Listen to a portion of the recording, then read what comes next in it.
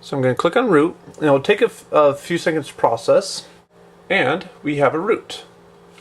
I know from here that's 157 miles between here and Chippewa Falls. It's going to take me roughly 2 hours and 47 minutes. Now you see up here at the top multiple icons. Okay.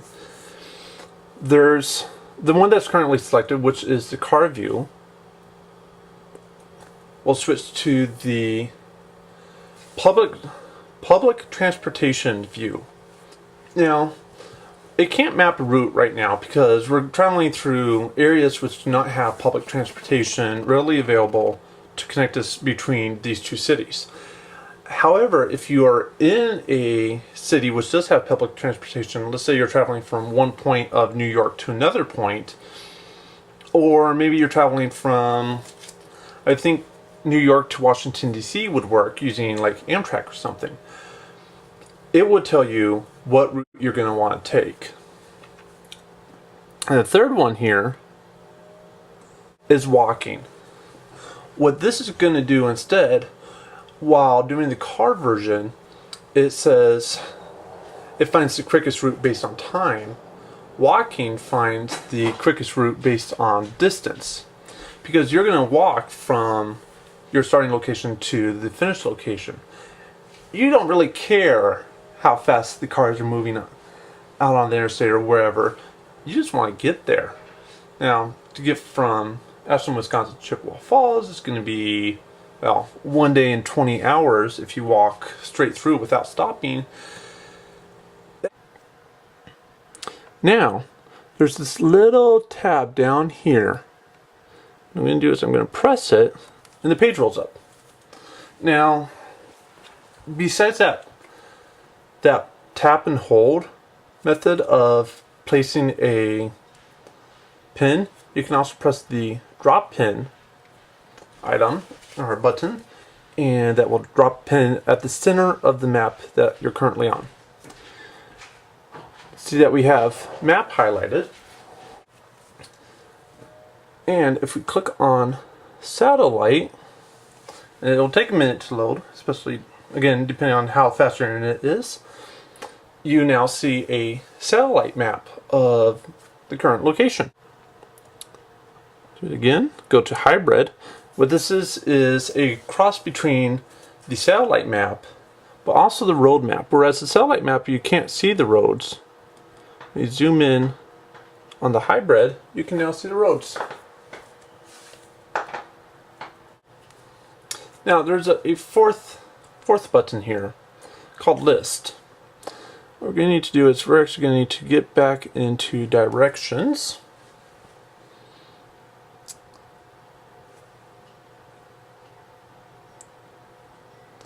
And then we click on here, click on list. And now you can see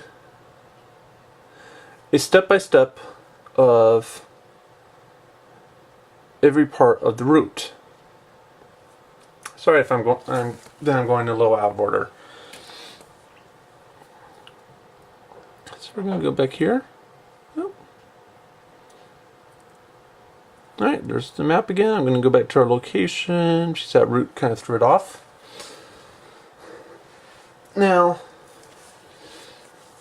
let's say you want to go somewhere, and you know that wherever you're going, you're not going to be able to connect to the wireless or have any type of internet connection. This is also good if you are if you're at home right now. You have internet, you have wireless, but when you head somewhere else, like overseas, in the case of my mom, she might not be able to use the wireless. Or if you use the cell phone towers to save your data minutes. One thing that you can do while you're at home, while it's free, is you can go to wherever you want. Alright, so here we have a map of Norton College and the west side of town. And what you can do, we're going to zoom out here just a little bit, is if you hold down, the button down here is called the home button, and the button up here on my my phone, it's the lock button. On the iPod Touch, it's on this side. And what you can do, if you press both buttons at the exact same time and let go, you'll hear that click sound and the screen flash.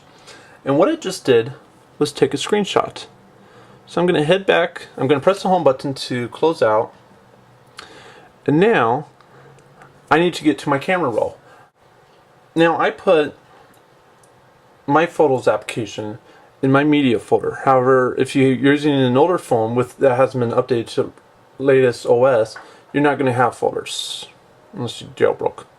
So in my media, we're going to look for this photo icon and press it. And then we have camera roll. Just loaded all those pictures I just took. And now you can see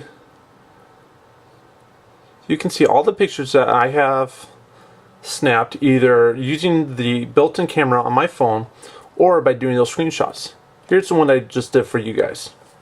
I've been taking a few others, that way you guys can see the higher resolution or better quality photos on YouTube.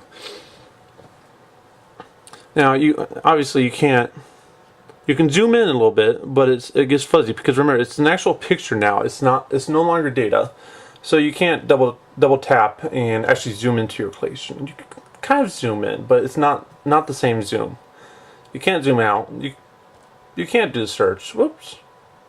You can go to our pictures. In the Photos application, you can go left, you can go right. You can delete something if you wish to, save memory space. You can email a photo if you are on a phone and it supports SMS or MMS. You can send it to someone. You can assign it to a contact if you took a picture. That would be kind of weird, but you can actually create contacts for buildings. So you might actually use that. And use as wallpaper, so that way it's your background screen. I'm not going to do any of those right now. Alright, so that's pretty much it for the photo app.